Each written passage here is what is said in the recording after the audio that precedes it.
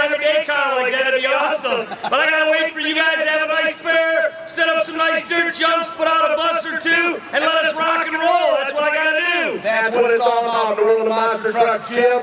I don't know, but I almost gotta believe we better have another runoff here between you and Brutus for the championship in freestyle. You know, to me, and I know Chris probably feels the same way, it really don't matter to me if I won or he won in freestyle. As long as you fans feel like you won, did you win, Cassopolis?